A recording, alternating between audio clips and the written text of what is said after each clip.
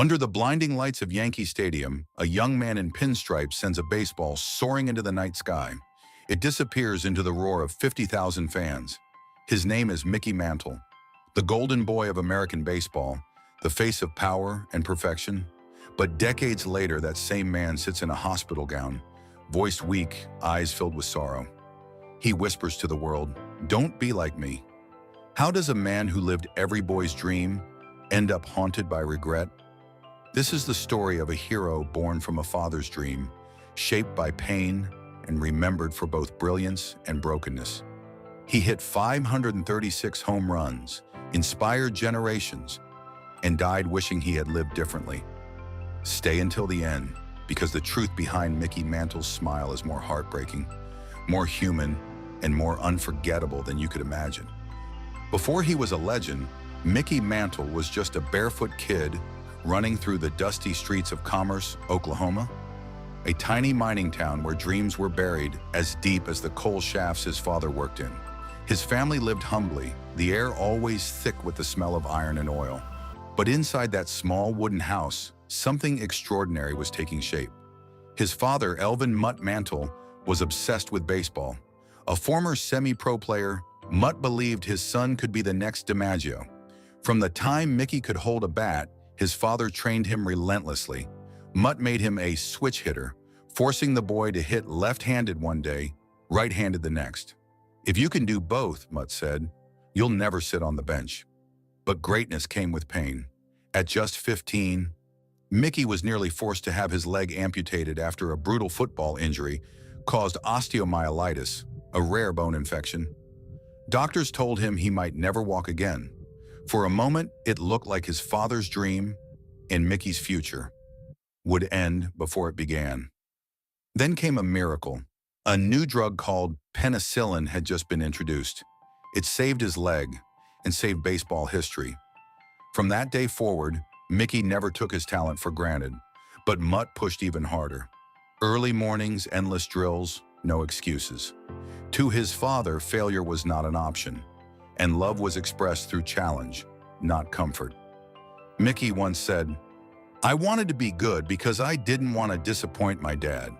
But beneath that drive was fear. Fear of letting the old man down, fear of being ordinary.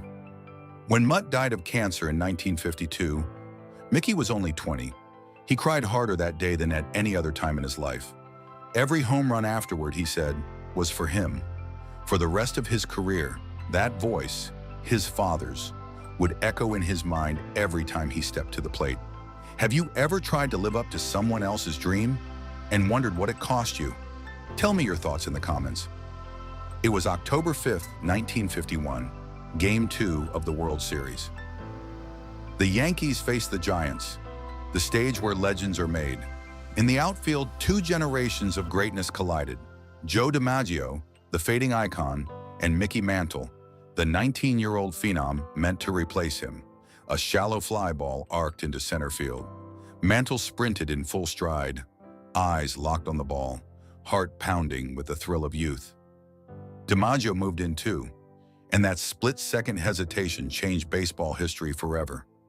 Mickey stopped short to avoid colliding with DiMaggio, but as he planted his right foot, it caught on an exposed drain cover. A sickening pop. He collapsed instantly.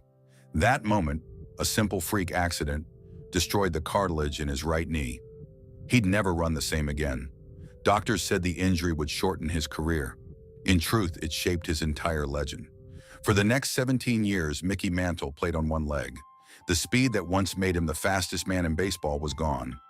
But the power, that lightning bolt swing, somehow remained.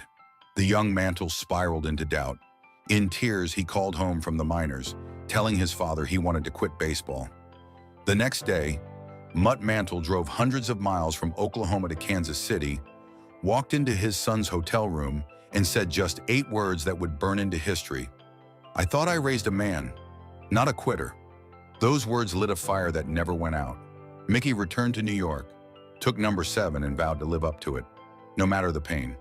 From that day forward, his knee would throb every inning, but he never used it as an excuse.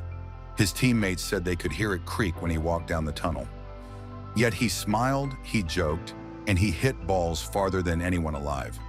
They called him the Commerce Comet, and few knew that comet was burning itself alive with every swing.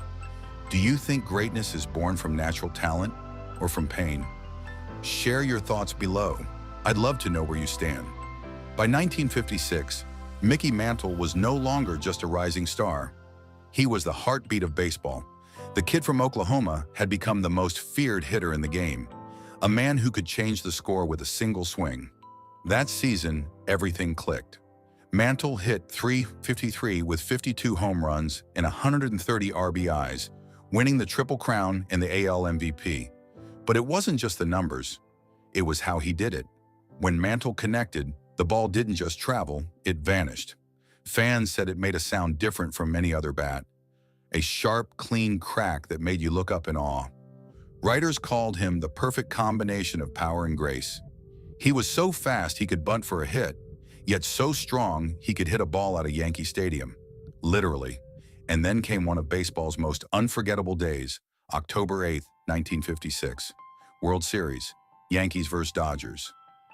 Don Larson took the mound for New York and pitched the only perfect game in World Series history. But few remember that Mantle saved it. In the second inning, Gil Hodges smashed a line drive deep to left center. Mantle sprinted, that same knee grinding in pain, and made a diving catch that could have ended the perfect game before it began. Then in the fourth, he launched a home run off Sal Maglie, the only run until the ninth. The Yankees won 2-0. Perfection was sealed, thanks in part to Mickey Mantle. For a brief moment, it seemed nothing could touch him. He was America's golden boy. Rich, adored, unstoppable. He laughed off pain, drank with teammates, and filled stadiums wherever he went. But even as he smiled for cameras, the truth was beginning to show. The pain in his leg worsened. He hid it from trainers, injected cortisone before games, and limped home after each victory. People said I was lucky, Mantle later recalled. They didn't see the ice packs, the pills, the nights I couldn't sleep. Yet through that pain, he kept hitting, kept running, kept giving fans a reason to believe in something perfect, even if he no longer was. If you could travel back in time to witness one baseball moment, would it be that perfect game or one of Mantle's 500-foot homers? Comment your answer below. I'd love to hear which moment you choose. The summer of 1961 was unlike any other. Baseball was electric, and all of America turned its eyes to two men in pinstripes, Mickey Mantle and Roger Maris. Together, they were chasing the unthinkable, Babe Ruth's record of 60 home runs in a single season. But what began as friendly competition turned into a psychological war. The media made sure of it. Every headline screamed Mantle versus Maris. Mickey was the fan favorite, handsome, charming, the beloved Yankee heir. Maris, quiet and awkward, was painted as an outsider trying to steal the throne. The pressure grew unbearable. Mantle, already struggling with constant pain, began to unravel. He played through infections, knee flare-ups, and sleepless nights. Reporters followed him everywhere, from the ballpark to the bars, hungry for cracks in his armor. Despite everything, the race was neck and neck. By late August, Mantle had 54 home runs, just 6 shy of Ruth's record. He was on pace to make history. Then fate intervened again.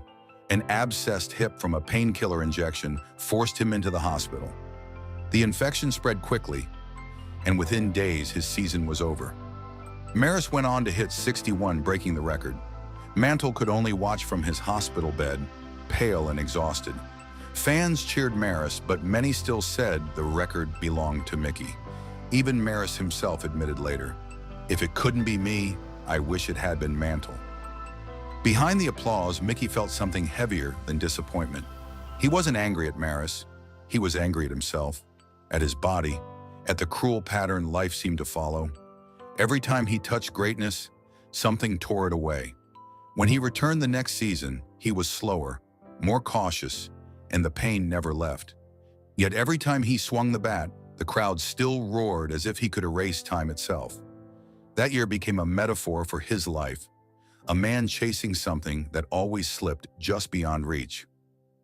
If you were in Mantle's shoes that year, would you have kept pushing through the pain or walked away before it destroyed you? Share your answer in the comments. This is where fans always disagree. By the mid-1960s, every step Mickey Mantle took was a battle. His right knee was almost gone, his hip barely held him upright, and yet, when he stood in the batter's box, something magical still happened. Teammates said you could hear the pain in his gait, a soft grinding sound as he limped to the plate. Then, in a heartbeat, that pain disappeared the moment he swung. The bat cracked, and the ball exploded into the sky. As if pain itself bowed before him, he wasn't the fastest man alive anymore, but he remained the most dangerous. In 1962, he hit 30 home runs and won his third MVP, carrying the Yankees back to glory. He played through bone spurs, torn ligaments, and injuries that would end most careers, yet he never asked to sit out. Pitchers still feared him, fans still adored him. Even when his legs betrayed him, his swing was timeless. Mantle once joked, "If I could have played healthy, I might have hit 800 home runs." But behind the humor was quiet truth. He wondered every night what he might have been, if not for that drain in 1951. He masked pain with laughter. Reporters loved his charm. Teammates loved his pranks.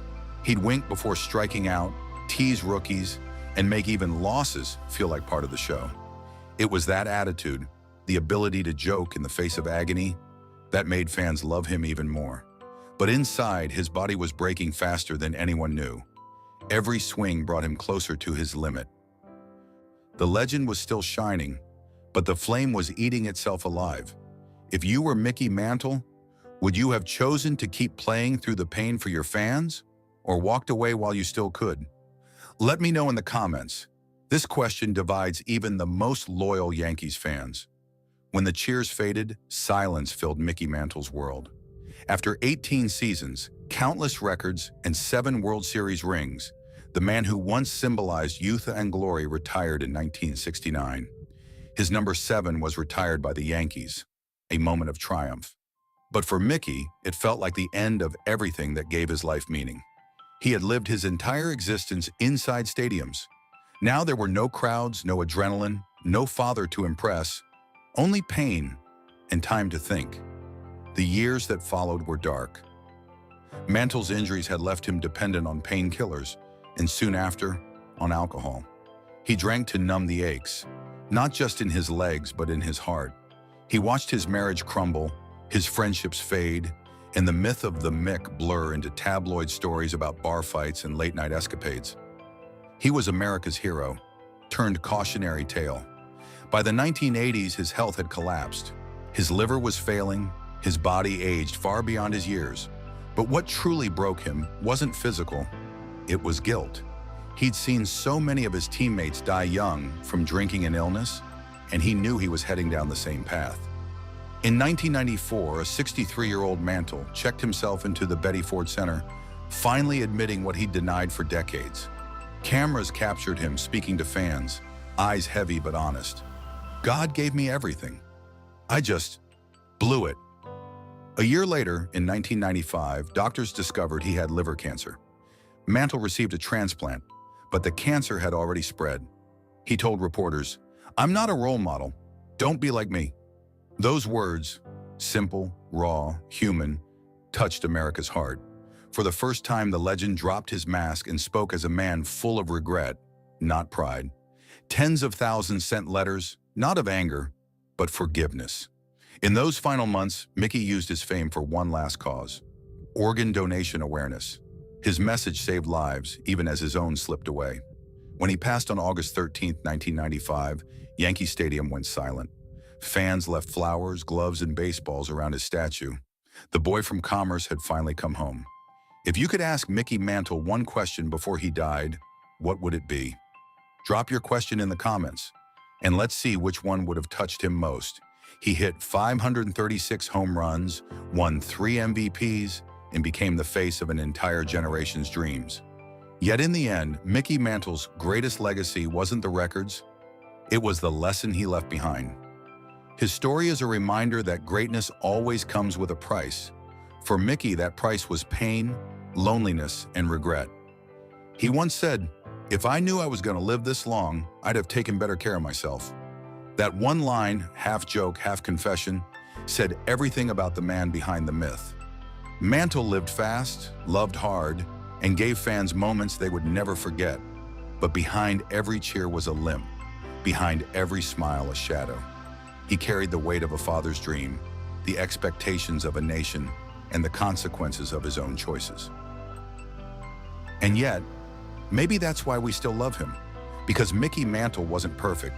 He was human, flawed, brilliant, fragile. The kind of hero who made you believe in magic and then showed you what it cost to chase it. As the sun set on his final day, Yankee Stadium played silent highlights of his career. Home runs soaring through the night. That unmistakable smile frozen in time. He may have died regretting it, but the world never regretted loving him. Before you go, tell me in the comments, what part of Mickey Mantle's story moved you the most?